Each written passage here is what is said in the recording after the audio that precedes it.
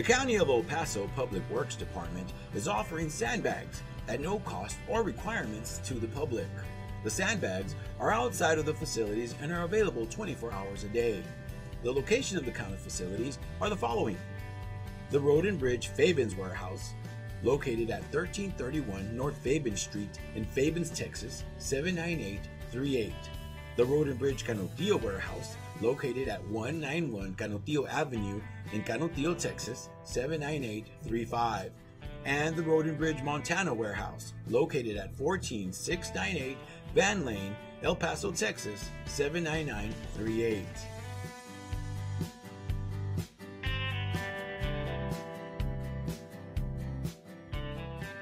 Commissioner Andrew Haggerty would like to invite you to his weekly breakfast meeting that takes place every Wednesday at 7:30 a.m. at Danny's Diner, located at 4690 Trans Mountain Road.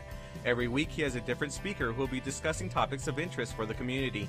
So if you live in the Northeast, West Side, or anywhere else in the county, come and join us for the breakfast meeting.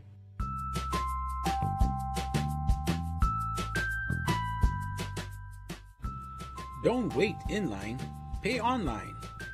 Visit the Financial Recovery Division website at http://www.epcounty.com/budget/financialrecovery.htm to make your payments online or find out more about our kiosk locations. We now accept payments on misdemeanor, felony, and justice of the peace cases.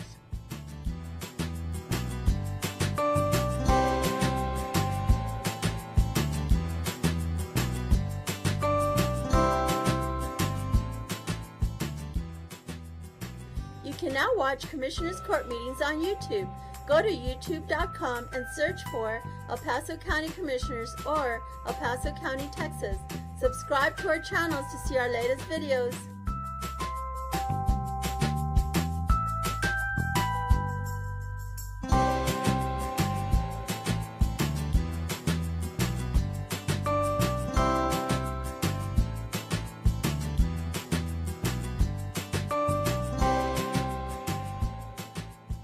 Did you know that you can save money on the cost of your medications? And doing so is easy. In 2015, the County of El Paso launched a prescription discount card program from coast to coast. The cards are available to all El Paso County residents free of charge and everyone qualifies. You can pick up a card at any county office location, Walgreens, Walmart, CVS, or Target pharmacies, or simply print the card at www.coastrx.com. Happy savings!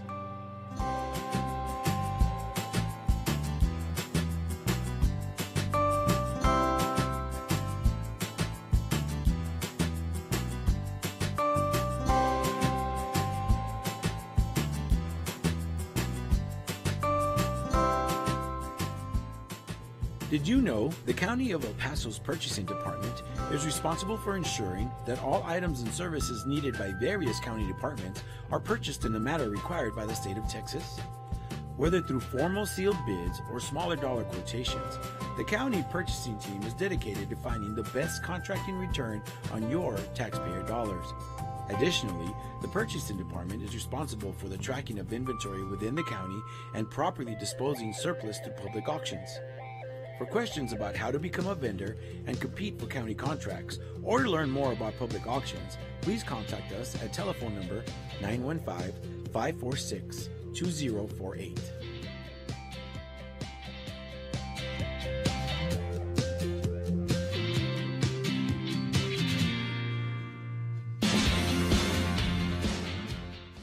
The 346 District Court Judge Angie Juarez Barril started the El Paso Veterans Treatment Court program in 2012 for veterans and active service members that have been arrested and charged with a felony or misdemeanor criminal offense. To be considered for the specialty court, the statutory criteria includes be a veteran or current member of the United States Armed Forces, including a member of the Reserves, National Guard, or State Guard, and suffer from a brain injury, mental illness, or mental disorder, including PTSD, or be a victim of military sexual trauma, all occurring or resulting from military service. Call Sylvia Serna, Veterans Program Director, at 915-546-2119, or email her at sserna@epcounty.com for any information.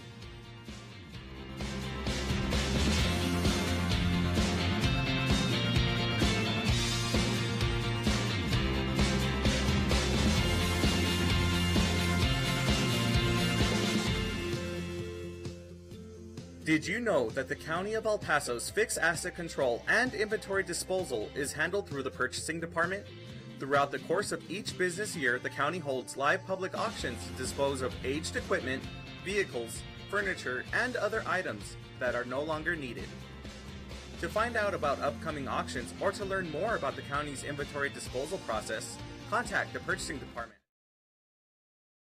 By the end of that time, everybody was quiet. I didn't know the code.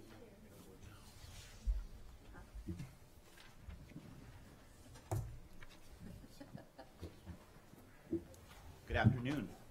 Today is Wednesday, August 15th, 2018. Commissioners Court is meeting in a special joint meeting with the El Paso County Hospital District Board of Managers. Good afternoon. Today is Wednesday, August 15th. The time is 2:33. We are entering into a meeting with the Board of Managers of the El Paso County Hospital District and the El Paso County Commissioners. At this time, I'll go ahead and read both items on our agenda into record. Discuss and take appropriate action regarding the fiscal year 2019 El Paso County Hospital District operating and capital budget. Agenda item number 2. Discuss and take appropriate action regarding the proposed 2018 tax rate for the El Paso County Hospital District. And Mr. Brown, reading item 2, now we read item 3 into the record if we decide to take any action. Yes, sir. Item number 2 from the regular agenda. To receive a presentation on the El Paso County Hospital District fiscal year 2019 operating and capital budgets. Good afternoon, everybody. Thank you so much for being here again for the second joint meeting between UMC and the Commissioners Court. As we did last meeting, I'd like to go ahead and go around the table just so that everyone can introduce themselves. I know that we all probably know each other very well, but it's best for those who may be watching and those in the public as well. So we'll go ahead and start at the end. Jennifer Maxwell with UMC, the Executive Assistant to the CEO of the Board of Managers. Omar Villa, Assistant County Attorney, Chief Legal Officer, UMC. Lorena Nevedo, Chief Administrative Officer. John Law, Chief Strategy Officer. Roxanne Weisendanger, Interim Chief Marketing Officer. Kathy Gibson, Chief Compliance Officer, sorry. General Trustee. Good afternoon, Joy Martinez, UMC Board of Managers. Steve DeGrove, Vice Chair, UMC Board of Managers. Henry Gallardo, Board Chair. Good afternoon, Cindy Stout, CEO of El Paso Children's Hospital. Good afternoon, Melissa Gamba, Interim CFO for El Paso Children's Hospital. Becky Flores, Controller. Jacob Cinton, CEO of Paso County Hospital District. Michael Nunez, UMC Chief Financial Officer. Good afternoon, Vince Pettis, Commissioner Precinct 3. Carlos Leon, County Commissioner, Precinct 5. Ruben Rhodes, County Judge. Welcome everybody, David Stout, County Commissioner, Precinct 2. Andrew Harry, Precinct 4. Betsy Keller, County of El Paso Chief Administrator. Bobby Harlow, County Budget Officer. Jessica Contreras, Commissioners Court Recorder. Cesar Nava, Commissioners Court Recorder. Maria Zampini, Chief Operating Officer, University Medical Center. Everybody perfect. And thanks to all those who are here to be a part of this hearing. So thank you to our audience members, whether you are part of the UMC team or the county team, as the auditor here at the county. And for those who are with SEIU, we appreciate you being here to answer questions as well. With that, we'll go ahead and pass it over to Mr. Suzanne. Would you want to go over any other comments?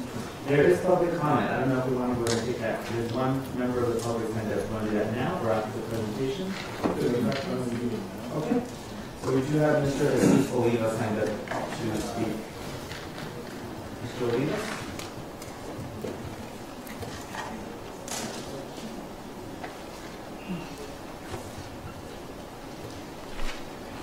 Hello, good afternoon.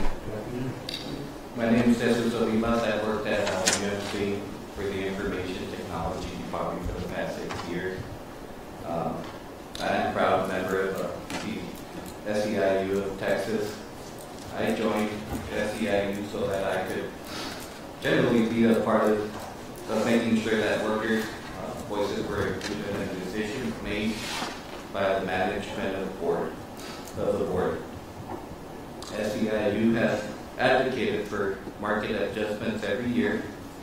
My family and I have benefited from those raises approved by the board and the court. We are glad to see UMC continue its commitment to making our wages more competitive. In 2 years, I'll become vested in UMC's retirement plan. I am thankful to UMC for increasing their match to our retirement plan in this budget year. I know this will benefit me and my family and the employees at UMC. I do encourage the Commissioners Court to approve this budget as recommended by UMC. It is important to continue to support our public hospital and investing in our employees.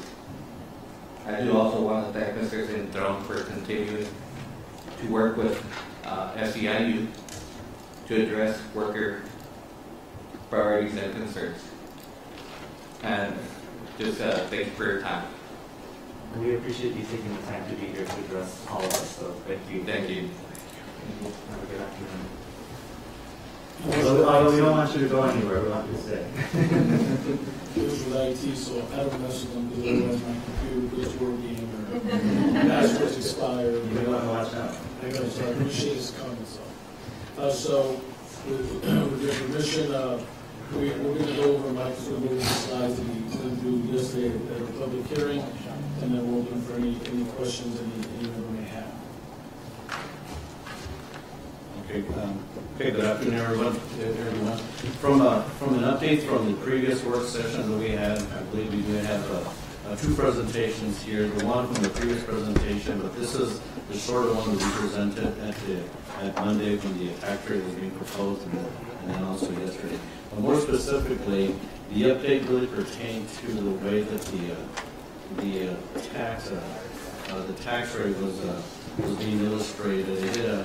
I did want to mirror the way that Mr. Hargrove did present the county tax rate, so I did mirror my presentation to this. So the way that this is on slide 8 is, working from left to right, we do have the fiscal year, the current year 2018, the current tax rate, and then the 3 columns to the right, the fiscal year 2019, which illustrates the first column, the effective tax rate, second, the proposed tax rate, and then the third, what would be called the rollback tax rate.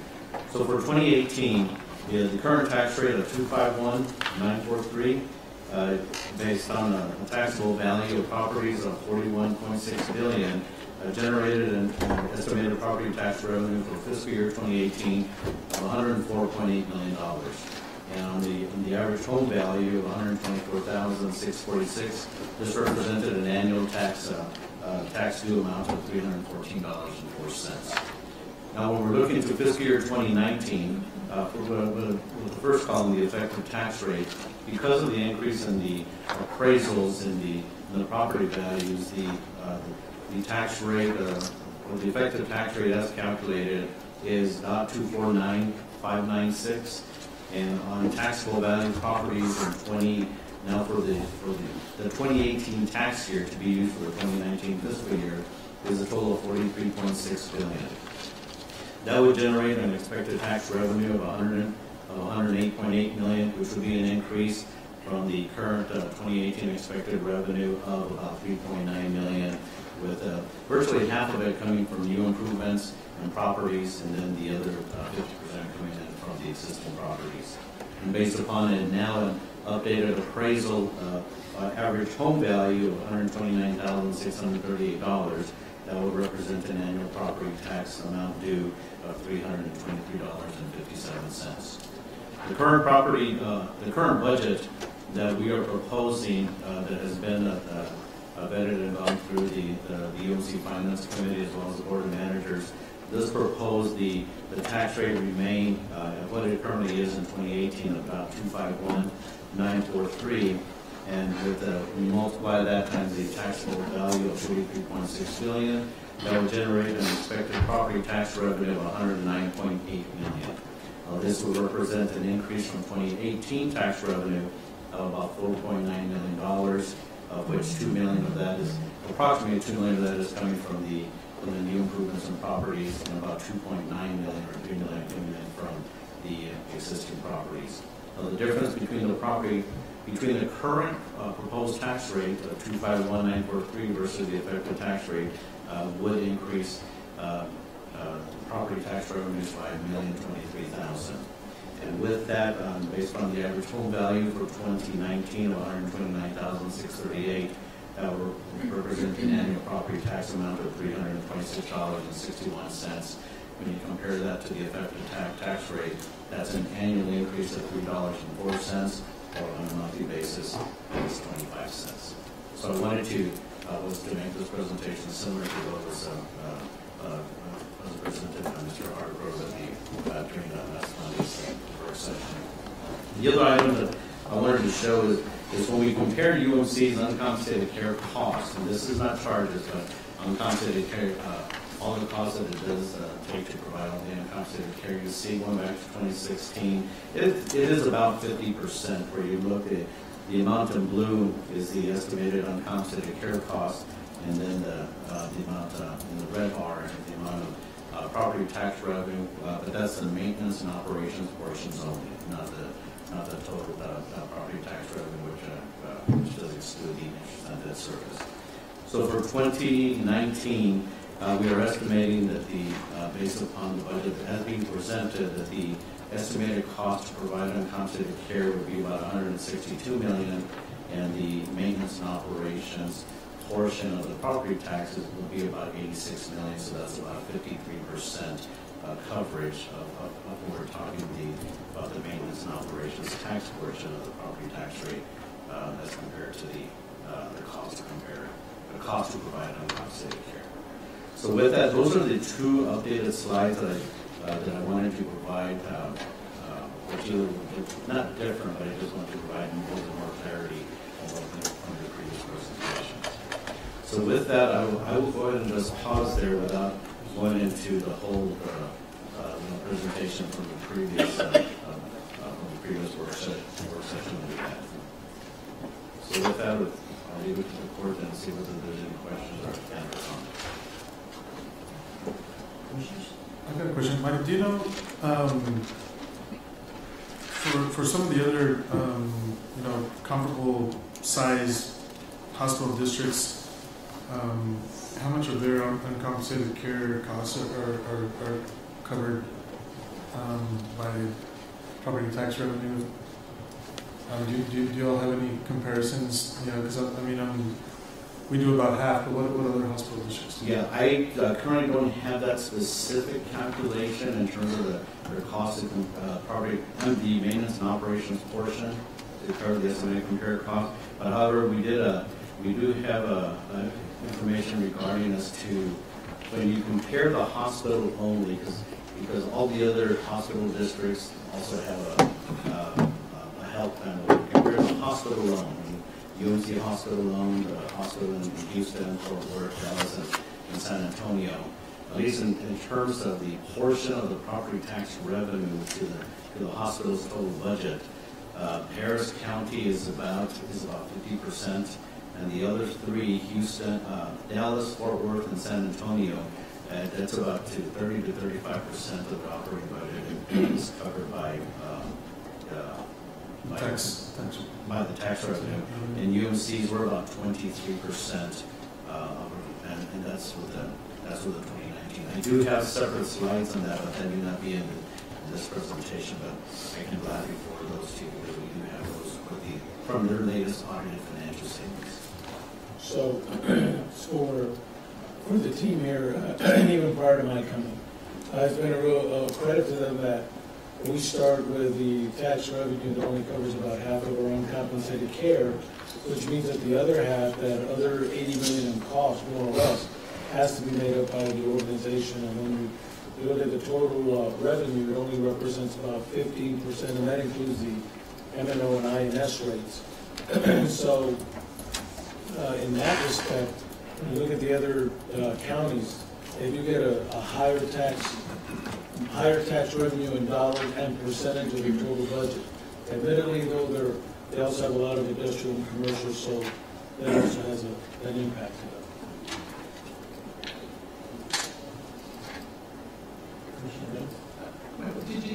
When we discussed the possibility of having a 10-year look back, I guess, something that's particularly requested previously. That presentation, we don't have that on hand. That is in process right now. In fact, we are completing that. Going back, we're looking at a 10-year trend, not only from the operations, how the admissions, discharges, etc. happen, but as well as the income statement, as well as the cash position.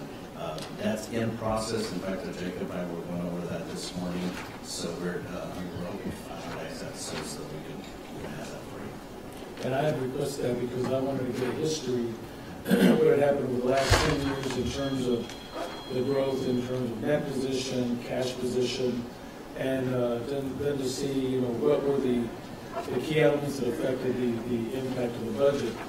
And it's not quite ready, but as soon as it is, we'll be glad to bring you a copy to each of the commissioners and go over it in detail. Will you have tomorrow's? Right.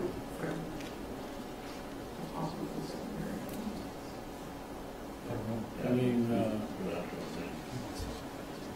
I guess depending on how this meeting goes, there isn't a lot of work to do for this. We can try to have it, but just give you an update of what we have, and share that with you, and then tell you what's still missing for us to get it ready. Yeah, whatever you can. Sure. And what is that? What is it looking at? It's looking at the last 10 years, from 2008 to 2018, looking at it individually by year as to how the change in that position was, previously to where we are now. Also looking at where our cash position was 10 years ago to where we are now. The cash position back in 2008, I think the system district-wide unrestricted cash was about 160 million, and now we're projecting that to be about 40. So we're accounting for all the decreases in cash over the last 10 years. With the majority of the cash decrease was one, for the completion of the 2005 Master Facilities Project. That project cost was close to about 155 million. The 2005 bond issue, the net proceeds of that was about 115 million. So it was planned that the difference would come from operating cash reserves. So that was about 40 million. And then the other 40 million started with when El Paso Children started, was it the startup cost and the ramp up prior to their operation starting, and then also during the first 2 years of funding. So from the cash position, I can already tell you that that was about 80% of the decrease in the cash from where we were in 2008 to where we currently are right now. Now from the operations level, in terms of each year's change in that position, that's what we are going through right now, and identifying what are the key changes that happened from 2008 to 2009, 2009 to 2010, etc. So that's what we are coming up with. And the reason I asked for it is because being new to the organization, I wanted to get an idea of what were the impacts, in particular of governmental funding. When we look at the various programs we're a part of, whether it be the 1115 waiver, the Uniform Hospital Rate Improvement Program, and NAEP and other programs, as well as the viability of those continue in the future, the impact with what was going on in terms of the changes in governmental financing from the state. I just wanted to get a feel for any changes in these programs would create what impact to the organization. And in so doing, how do we prepare the organization in those areas where programs may be limiting out? How do we begin to wean ourselves off? So, for example, the waiver that got extended is a new 5-year program, but we know year 5 has no funding. And so working internal to our organization and working with HHSC at the state level with the other safety net hospitals, the question then is, what is the alternative plan to keep these organizations whole, and what is the impact of that going to be? So I wanted to go from sort of like pre-waiver, how is the organization doing, and what were the impacts going forward, and then what are the things that we control that we can fine-tune a little better so that we continue to strengthen the organization. And so I mentioned it to Commissioner Perez, and we wanted to share that information with you. I think it gives you a good history financially of what happened with the organization. And I think there's no doubt in discussions that I know that we've had at least, that in regards to the rating agencies, that's a major factor and part of the decision that they came back with, and the decisions that will be made in the future, that we do need to increase our cash reserves for both entities, and I think that's something that you are very mindful of going forward. I think once we continue to see children ramp up, like we are seeing already, that will help the outlook for UMC. Well, and I will tell you that when I got here, where Children's Hospital was, UMC, I think we solidified our leadership team. I see a lot of good progress being done in Children's. We're making some good headway in terms of the UMC functions, in particular in expense management. I really think that for us, it's going to really be the challenge going forward as to how do we weather whatever the government financing future holds for us, and how do we strengthen ourselves in that area. We continue to see more patients. I mean, one of the biggest benefits of our organizations, our clinics are doing really well in terms of the volume. When you look at the ED, its percentage growth is about, I think, 8 or 9% growth over the prior year. Admissions are up about 11%. So here we have increasing volumes across the board except for births, and yet we see a decline in our labor costs, which is a good thing. But there's still more work to do, and part of it is all the associates and we working together. And so that is always going to be an ongoing mission. As a public entity, that's what we have to do. We're working with the other public entities, Parkland, Harris County, JPS, and others, to see how the changes going on under the current administration, how they're going to impact the safety net hospitals, and how do we assure that these organizations maintain their viability. And these changes occur weekly. I mean, from week to week, we hear of changes that could impact us in a negative or positive manner. And so we, along with the Teaching Hospitals of Texas organization, are working real hard with the governmental officials as well as with HHSC to make sure that we are properly represented and try to maximize whatever funding we can get. On kind of along that line, I just, is there, a set strategy? Because, obviously what goes on at the state level and the federal level is kind of out of our hands. Right. But when it comes to what we can do here in the hospital, what is the strategy, and is that somehow tagged to the CEO and their teams, the compensation package that they get? Because if we're looking at dealing with 36 days of cash on hand, which is significantly less than we did what we had last year. And I think that a lot of it had to do with volume and staffing issues that we had at the beginning of the year. But I can recall over the last couple of years talking about hiring more nurses and getting rid of travel nurses, for example, which didn't happen until the S hit the fan. And we've been talking about this for a couple of years. I would like to see, a step, a strategy as to how we're going to get out of this situation without coming to the Commissioner's Court every year for a tax increase from here on out. Last year I talked about, we talked about all these doomsday scenarios that were going to happen, and the not expanding the waiver, other issues, and a lot of that did not come to fruition. And so, and I think a lot of us said we don't want to have you come back this next year asking us for a tax increase if none of that stuff played out. Well, there were some issues that hit us hard, and we were projecting a $10 million loss, and we ended up with a $24 million loss. I want to know how that's going to, all of the doomsday was state and federal doomsday. It didn't happen, but internally is where we have the issue, and so I want to know, what the plan is going into the future, so that we don't have another $14 million hit, and then we're coming back to the board and to the Commissioner's Court and asking for another tax increase next year. And Commissioner Stout, that's exactly what we have to look at. We can't control what happens external to us, and so we can only react to that. But the things internal to us, we can control. And so when we had the influx of volume, we did have an increase in overtime and contract labor to be able to address that influx. But we quickly got that focused on, and so, for example, our contract labor is down.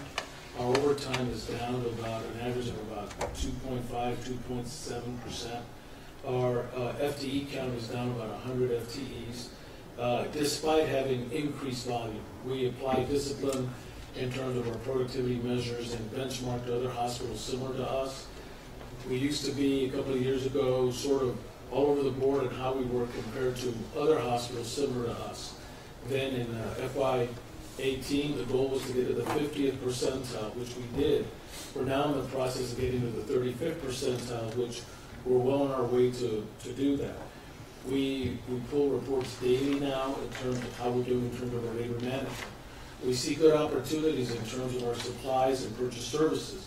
Purchase services does include, for example, contract labor. Some of that contract labor is high dollar contract labor.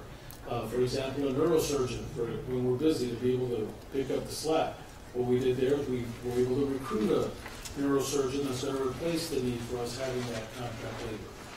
In relationship to the governmental funding and the challenges there, you're right. I mean, one of the challenges we had was with the previous waiver as it was expiring, and when we were here last year, we did not know if the new waiver was going to be approved.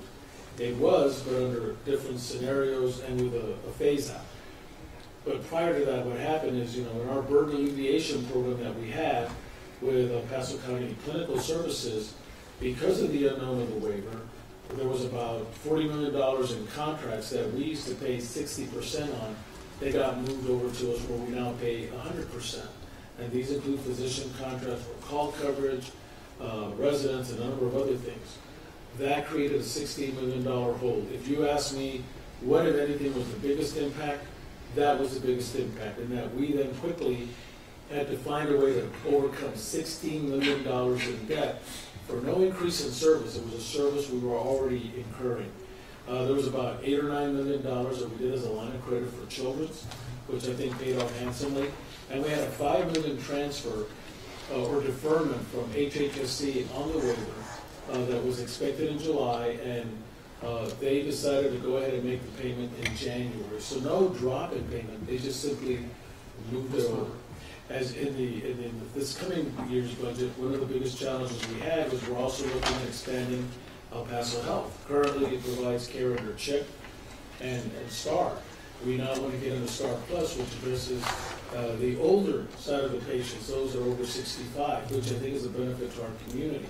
So that requires an investment in license, hiring up the nurses, mostly nurses, expanding the services so that in FY19, we're going to go through the review and inspection, hopefully to be able to be authorized to proceed as a STAR Plus program sometime in March of 2020. What are sorry, real quick, what are the chances of that not happening? I think our chances are good. First of all, we've got good leadership there. They've done good due diligence in terms of preparing. We've got consultants helping us. As a community plan, it's received a lot of accolades from the state because of the service it provides compared to others that are not community-based. So I think we're going to be able to attain that. And then along with that, to expand service to our community, we're also going to look at STAR Kids, which is one area that we haven't been involved in, and then eventually to open it to Medicare. So these are things that create a cost that we're going to incur in FY19. But the benefit is that we'll be able to offer a better service and a longer menu of services to the El Paso community when it's said and done. And because of that, it'll also make us even stronger financially, makes us more viable. I appreciate the feedback. I really think that that it would be important to, I'm sure that's probably already down on a list in paper somewhere.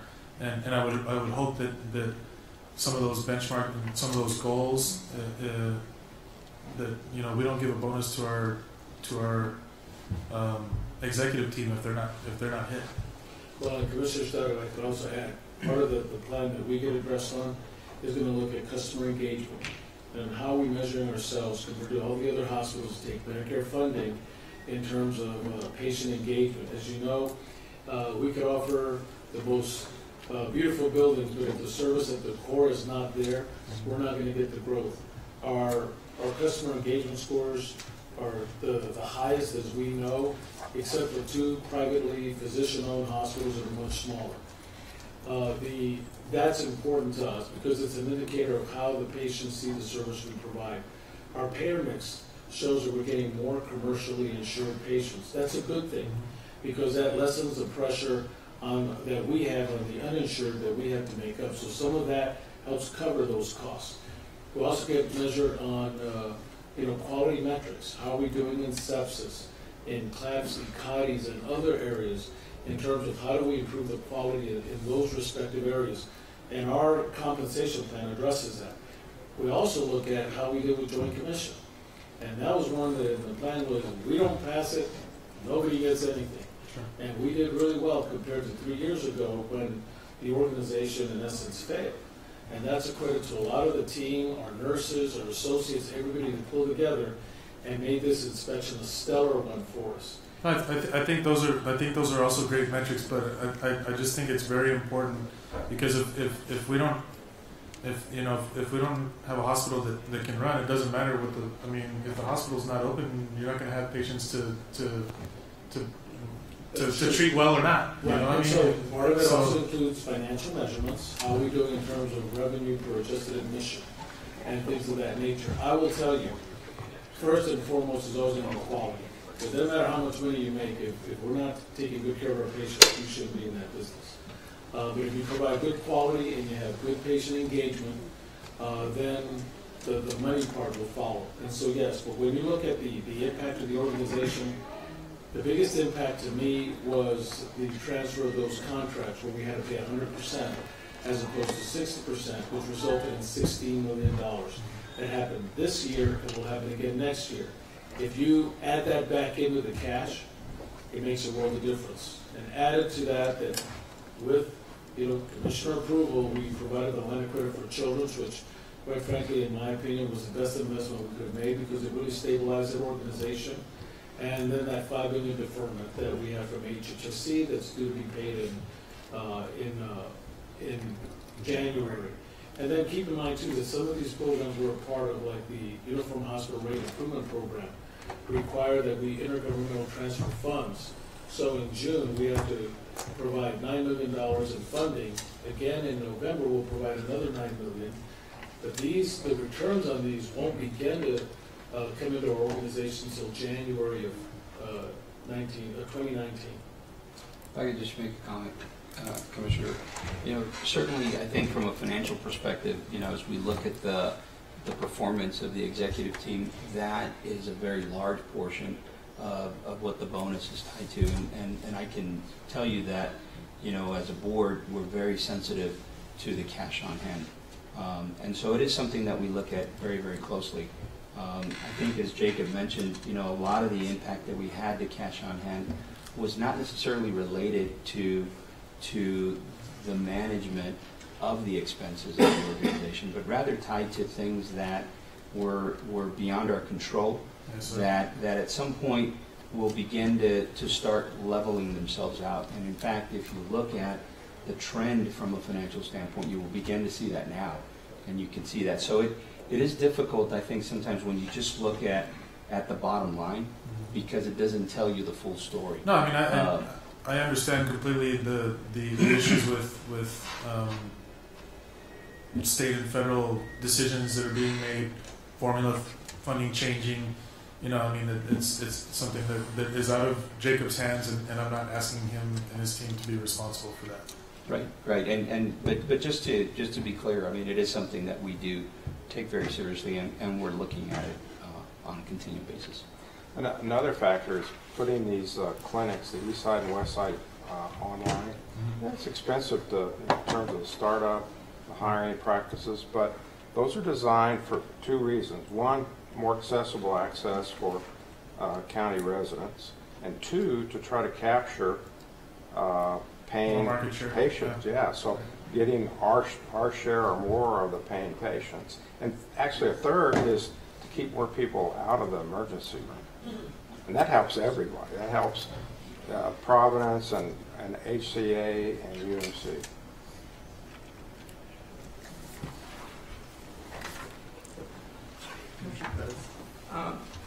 I guess along the lines that the Commissioner Stout was talking about, as we evaluate the tax revenues that you all are generating, as I look at the information you provided, that there's been a 25% increase since 2016.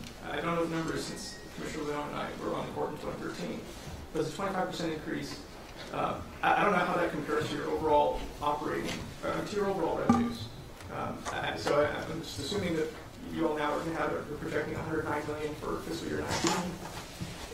How has that percentage changed in terms of the percentage that the property tax revenue is comprising of your overall revenue? And I guess it's something that for all of us to monitor because, we've afforded, I guess, tax increases, to UMC when we haven't done the same here at the county. This year, the commissioners have been racking their heads for these last couple of days, looking at this, and we're pretty close to going to the effective rate this year, and that's not, in here this budget is looking at maintaining the same tax rate, which is going to generate additional revenue. But I guess what percentage is the property tax revenue today where it was several years ago? Well, the property tax rate, and I'll have to go back and illustrate, as this is on a system, when I talk about the system, this also includes El Paso Children's, El Paso Health. But here, when you're looking at the property tax revenue, which is in the purple, this represents about 50% of the overall revenue budget. We do have this. I'll have to go back, but I can provide that in terms of if we did the comparison for going back to 2016, 2017, 2018, 2019, this similar graph, but I have to go back, and I don't think it would change materially. Maybe the system-wide 13% to 15%, but let us go back and we can do the same exact slide going back to the previous 5 years. Commissioner Perez, when I remember the first time, I think it ranges anywhere from 13 to 15%. So, keep in mind as our volume grows, so does our uncompensated care as a portion of that. And so, if you look at the slide where Michael showed the difference between the uncompensated care costs, not charges, but costs versus the revenue, that portion of the revenue we're getting, as you can see, from 16, it was 72 million in revenue to M&O, then 80 million, 81, 81. And as you can see, the uncompensated costs went in 16 from 144 million to the projected 18, 169 million. So as budget and in forecast, 158.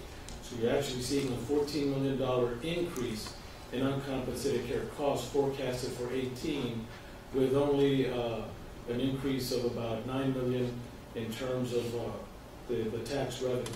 So I will tell you, if you go back to the pie chart, Michael, you'll see, and this really was a surprise to me, an impressive one. If you look at the revenues, property tax revenue, including INS, is 15%. So take out the INS part, the M&O part is the one that really, because the INS is paying for the bonds, right? You take the M&O, just really helping us to for the day-to-day operations. It's not even covering half of our uncompensated costs. But you look at what this organization has done in terms of net patient revenue, 326 million. 43% of our budget comes from what we collect. And this year we had 3 or 4 months where we broke that record in terms of our collections. Premium revenue at 180 million. You look at Medicaid supplemental, 92 million is 12%.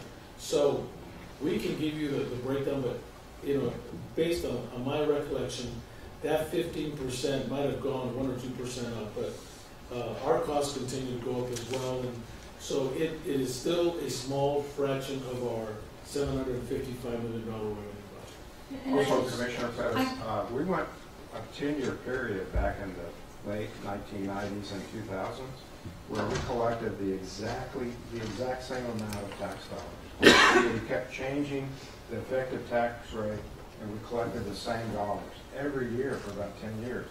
So we were way behind the curve on medical inflation and the growth of the community. And we had everybody had ignored the fact that it's much more expensive to operate. So some of that's catch-up. So if you went back to, say, 2000 and you looked at what the percentage increase, and I think we did this last year. It's only about 3%. I quickly looked at 2016 since we have that data, and it was 13% versus the current 15%. And that system-wide, what is that relative to UMC? UMC and I think about 22% when you're looking at the UMC hospital only. And I do have those slides. It's in another packet I can get to you for this year from, and also in comparison to the other hospital districts last year. And I think for the previous 3 years we have those pie charts where it just compares the hospital only, UMC hospital, and then compared to our peers as well. So we have that. We have that available as well. If you could have just over Friday, that would be okay. Yeah. In fact, we can probably even as late as this afternoon, late tonight or tomorrow morning, we can send those up because those are not readily available right now, but we held those back at the office. I mean, it's just helpful for us to kind of get that forecast because again, the court, at least from my recollection, has always adopted the higher of the tax rates for UMC, and it's is that something that we're going to foresee for 5 years, or are things going to level off? I think that's it would just be helpful for our purposes that it's something that we at the county try to forecast. And this is probably the 5th year that we're going to keep taxes level here at the county. We're not going to always be able to stay at that level. But we try to tell the public that we'll raise taxes when absolutely necessary. We'll lower taxes if we can. But in UMC's case, I think we've always gone with higher, and I think it. And I would say, Commissioner Pettis, when I realized, at the county, you don't generate probably the kind of revenue we generate, which your rate is like 40 cents versus like maybe 25. And I know I guess it's an intuitive view of mine is we're simply leaving it at the same rate we had the year before. So my mind is not a tax increase. I know that may be different, and I understand that. Our budget was based on basically the effective rate. The net difference between the effective rate and the current rate we're at, the 0.251943, is $1,023,000.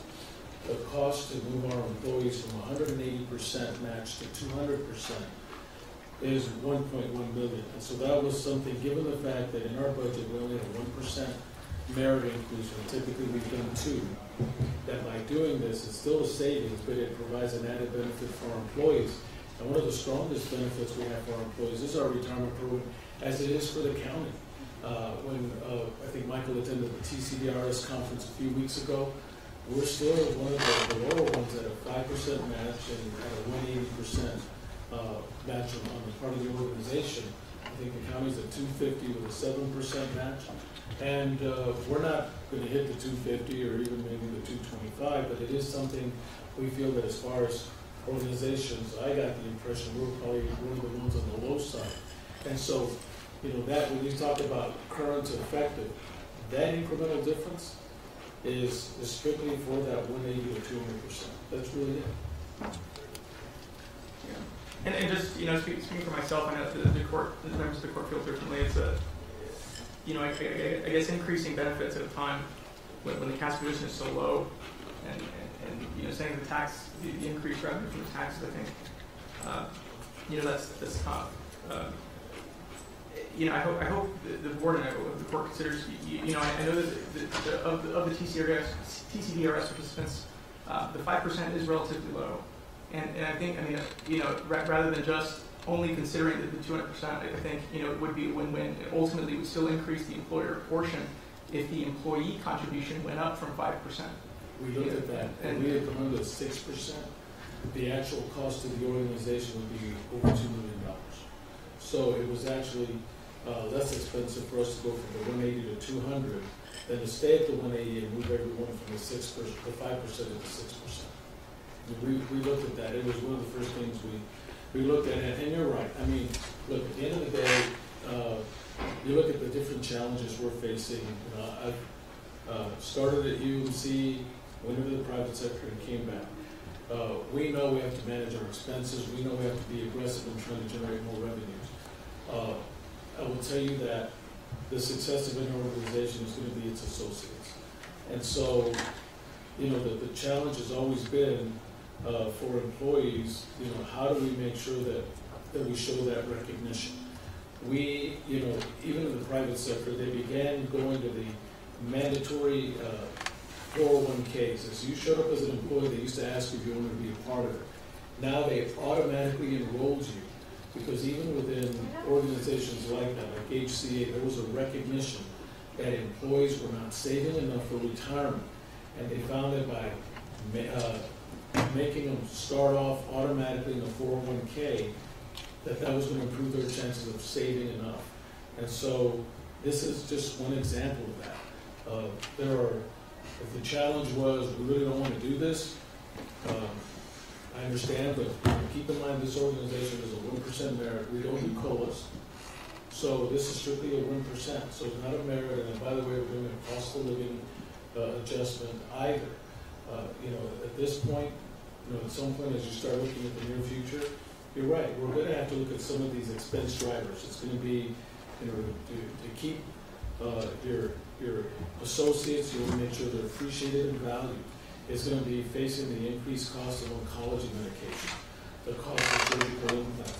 These are the pressures we face that happen whether we get an increase or not, and we have to manage that. When you look at the revenues, this organization generates a lot of revenue, and they really work hard at it. We also have offsetting expenses. My goal is, how do I eventually get this organization where the expenses are less than the revenues? When you talk about the ratings, you know, and the drop, we didn't like it. But one of the things they measured was your cash reserves. But truly, like Parkland and Harris County and others, most of these organizations received a drop in rating. But these kinds of organizations, while I believe fiscally it's good to have a cash reserve, I also agree it shouldn't be so big, because those dollars saved in cash reserve beyond what you need are dollars that can be spent providing care for those that need it in our community. So there's always going to be that balance of what is that right amount. If you ask me today, I got to build my cash reserves, and I intend to do that. But I also looked at this with the team as what can we do, you know, to be able to help and benefit our employees. And this suggestion, you know, also came from our board members. A couple of the board members suggested, how about going from a 5 to 6%? That's $2 million. Well, what about going from 180 to 200? Well, that's $1.1 million. Well, maybe that's what we do. And so that's what started this. So when you look at the current rate to be effective, in essence, but for that thing, we are really budgeting at the effective rate. And this staying at the current rate was only for us to be able to move our associates prospectively from 180% to 200%. I guess going back to the rating, so S&P, you know, I guess in their statement said that they cited like a $50 million operating loss for that fact. I guess what is it that they're looking at? I mean, I guess we know that you're changing that position. I guess what is it that S&P is looking at that I guess most affects, or I guess that most adversely affected your rating? And then they also cited, I don't know how many millions as of March of this year, but they include that. I guess what is it they're looking at that was, I guess, most? Well, first off, when both S&P and Fitch Ratings evaluated us in June, first off, one was a methodology change, where they were no longer going to group the public hospitals in a separate group from the for-profits and the large not-for-profits. So that was one of the major changes. But then, however, when they dived into our financials, when they looked in terms of, quite honestly, one, our cash reserves, the uncertainty over the Children's Hospital in terms of, for last year, Children's Hospital had a net decrease position of about $16 million. This year, I think we're forecasting them to be between $9 and $10 million. And then next year's budget, I think they show that they're going to be, about $3.5 million. So those were the two major concerns right off the bat that the rating agencies had. I mean, was one, the was the days cash on hand that the system had. Two, how was El Paso Children's, how they came along in terms of post bankruptcy, and then also third was the uncertainty regarding the Medicaid financing system in terms of like Jacob mentioned, yes, waiver 2 did come along, but waiver 2 was at reduced rates or payment terms in terms of compared to waiver 1, and then knowing that in the 5th year when district goes to 0, what's going to happen in terms of to replace those Medicaid dollars, and that's what we're currently working on right now with HHSC regarding alternative financing plans such as a Euro program, uniform hospital rate increase program, that could potentially be the replacement of the waiver. So those are the 3 things which they looked at. Now the other comment regarding when they look at operating loss, the way that our financial is broken out, we have the operating revenues, operating expenses, and then we have loss from operations. The way that the accounting standards define and treat the property tax revenue, they treat that as a non-operating revenue section, so that's not included as part of our quote-unquote revenue or loss from operations. So that's so when they do look at that line item, loss from operations, that's before any impact of the property tax revenues. I also tend to look at our debt, even though our debt are general obligation bonds, as opposed to revenue bonds that some organizations might have, they still consider them as debt. So they even take into account the ability of us to be a taxing entity. So that was one of the other changes they made. And we talked to both rating agencies along with our consultant, and they said, it is a change. It's going to result in a ratings drop for most of the safety net hospitals, which it did. I understand the rationale, but to go in and say, we see your debt as debt you have to pay for, as opposed to, the general obligation bonds, that was also important. So the 53 million, I guess I was trying to match that up with your balance sheet. I mean, is that it's difficult for me to do that. We can try to go back to see. They have their own criteria and the way that they take our financials, put it into how they model, but we can try to see whether we can try to reconcile our audited financials to how they put into their rating agency report. We can call them and see so what are the differences, so we can try to get that to you. So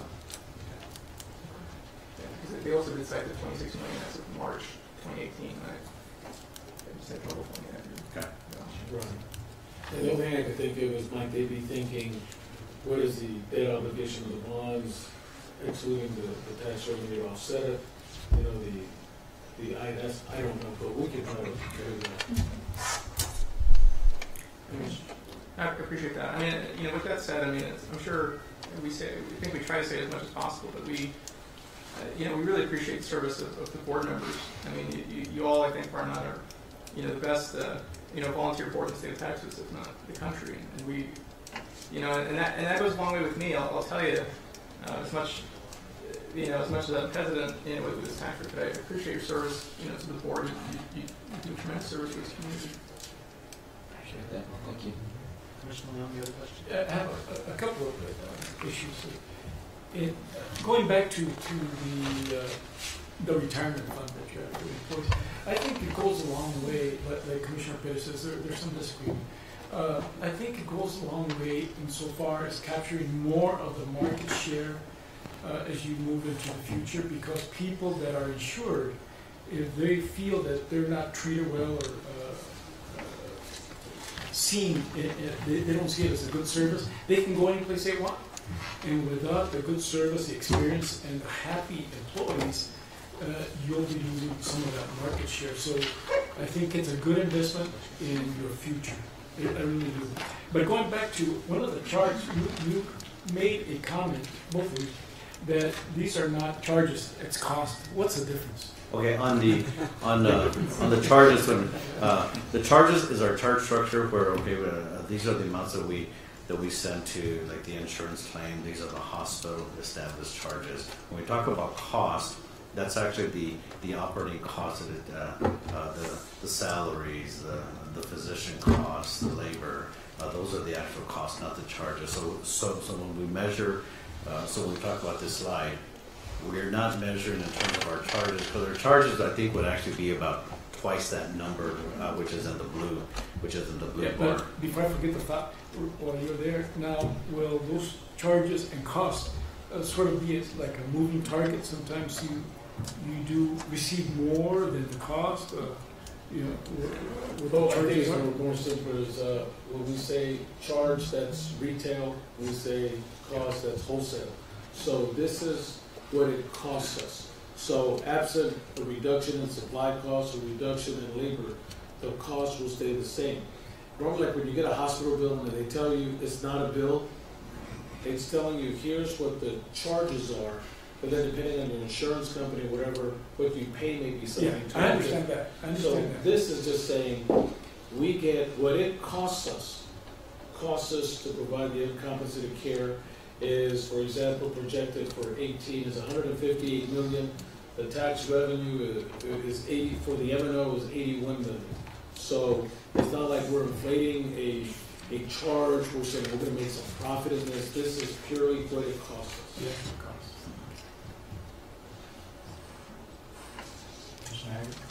I just think we need to remember at the end of the day, unemployment is at a very low rate, and we need to make sure, and we're competing against a lot of brand new opening facilities, and before we start talking about not giving advantages to the employees, is we need to remember that there's a lot of places where these people can go, and we need to make sure we're taking care of the people that make us look good. Thank you. And I hate for another year to go by where employees are receiving that lower benefit. I think, at least on the county side, we've seen the significant asset that TCDRS is to our employees and how much they rely on that moving forward. The fact that an employee testified before the Commissioner's Court yesterday, and she's about to retire, and how important it was for her. And so I'd hate for us to belabor yet another year that employees could go from that 180 to the 200 when I think that could make a difference. I don't know what that difference looks like, though, in terms of each employee. And I know that's very difficult because it all is determined on salary and stuff, but I do think that it will make at least a dent in getting our employees to where they should be in terms of retirement. And the 1% increase is an increase, but hopefully in the future, when things stabilize a little bit more, our employees will be able to see a greater benefit. If I may add, keep in mind on the proposed TCDRS change, this is a prospectively adopted change to be effective January 1 of 2019 going forward, not retroactive, because the retroactive cost was, I think it was like about $22 million or so. So that's a prospectively adopted change. And then also we did, if I remember correctly, was in Lorena, we did try to ask TCDRS, what does this mean to the individual associate? But I think they said that it was too difficult to prepare immediately. We asked them if they could do an analysis if we had a new associate, and they say they were 40, they worked 15 years, what the difference would be between the 180 and the 200, and they said they couldn't do an individual analysis like that. But they have provided us with general information organization. Well, I think it's important to invest in our people. I've pressured you to do it. I think we've pressured you to do it since you've been around, Jacob. and it's a good question. And before that, and so I appreciate that y'all are being proactive about that and taking that into account. I think that also, this year it's a 1% merit increase, and it's something that we have argued about within our own budget. Is the CPI? The CPI is saying that inflation went up 3%, close to 3%. And we've talked about even, how much it may have gone up here in El Paso, which is, it's probably, the cost of living here is less, but I still think, the 1% merit is, it's a little bit. I wish we could do more, but I think that, it's a good faith, it's a show of good faith on behalf of the administration and on behalf of the board to say, listen, we don't have the money to give you, as much as we'd like to this time around, but we're looking at other ways to try to better your compensation, and And so I think that I appreciate that y'all are open to doing that, because I think that in the past it may not have been the same. So in the past, and in fact, we did have a couple of discussions around that in terms of the 1%, 0% or so. But I think if I believe over the last 5 or 7 years, I think there was 2 years that we did give no merit increases, and that's that's hard to swallow. But then also from the organization perspective, all we're doing is just kicking that issue down the road, and so we've had issues down the road when we have to catch up with market adjustments. Right. So that's where doing 0% was really not an option. We wanted to at least do something. And Michael, I know we talked about it in our meeting, but I think it's important to also highlight that incentive pay for sake of transparency. If you can go over that. Yes, I think you have that done. Yeah.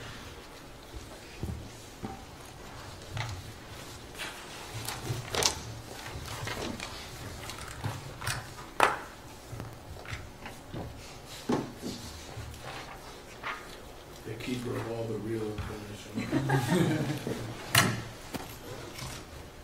Need glasses. Need my glasses here to see.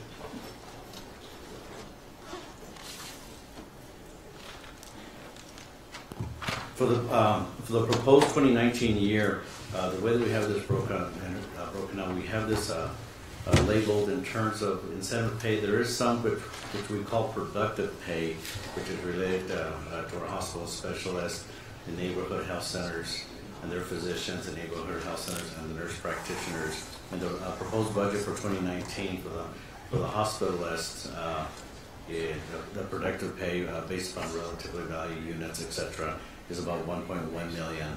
The neighborhood health centers, the physicians, that's about 665,000. The neighborhood health centers for the nurse practitioners, that's about 379,000. In terms of the what we'll call the incentives, there's some which are which are contractual versus discretionary. The hospital administrative, which is Mr. Cintron's, is about 125,000. The discretionary items that we have are the nursing career ladder is about 17,358.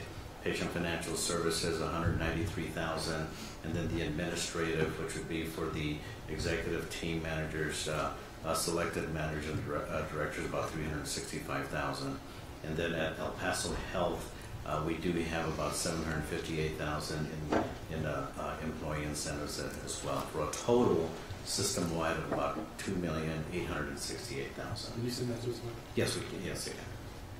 I would take notes like Commissioner Stout, but I don't do that. 2,868,000. I'm going to send you a copy of my notes. No, I've been reading off your notes all day anyway. But we can send that file to everyone. You can read it.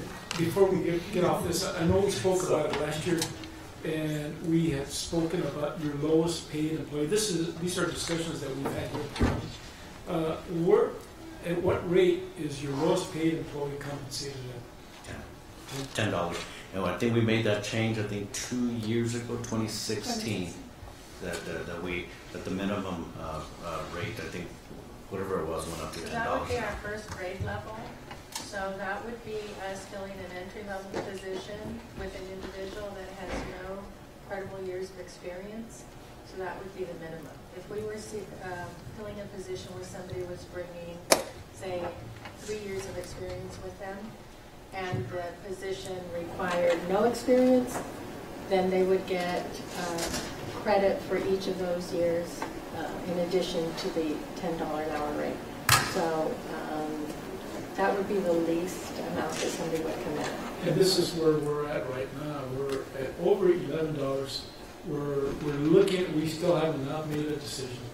We're looking at getting our lowest paid employee as close to 12 as we can. And I know there's compression issues involved with that, but I can't speak for the court. But really, you talk about bonuses, that you look at that before you look at the incentives. Well, and I will tell you that Commissioner Stout, already we both serve on the board of the EHN. He asked me that question related to UMC. He asked it at EHN.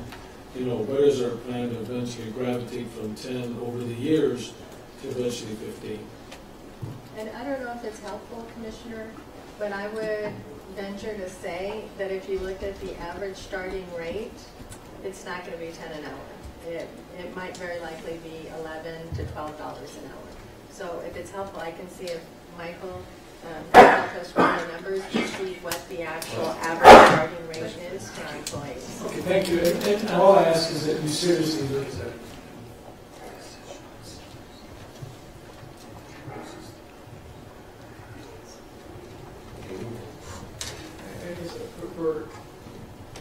So I guess you don't know the news, I guess it won't be, but of the 2.8 million SMK, how much is that contractual for the CEO?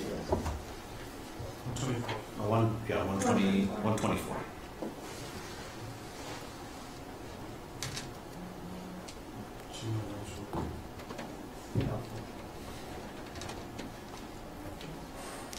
Any other questions, commissioners? Members of the UNC board, any questions or comments? Okay. Thank you for those that made it twice this week. We appreciate it. So just as an update, the UMC board did take action to approve the budget as presented, subject to the Commissioner's Court approval on a system-wide basis, so that all the individual organizations' budget at El Paso Health has been approved, was it by their board, Paso Children's, and then as well as UMC. So the calendar here going forward is we meet Friday at 6 p.m. for the tax rate public hearing number 2, and then right now as currently scheduled to meet on Monday, August 27th for the budget and for the tax approval. But I understand that I have a couple of takeaways here to get information back to individual members of the court, and as soon as we can do that, we'll get them even before Friday. You can send that to everyone. Yes, we will do that. So, Mr. Nava, if you could read item 3 into the record, please. Yes, sir. Item number 3, discuss and take appropriate action on the El Paso County Hospital District's capital and operating budgets for fiscal year 2019 and proposed tax rate. So we'll take no action on our end. And you have the 2 items on yours. For the record, we will also take no action on those 2 items. I think that's it for today's meeting, so I believe we are adjourned. At this time, may we have a motion to adjourn on our side? So moved. Second? Second. Thank you. The Board of Managers and El Paso County Commissioners meeting is officially adjourned. The time is 4:00. This concludes today's meeting of the El Paso County Commissioners Court at 4:39 p.m.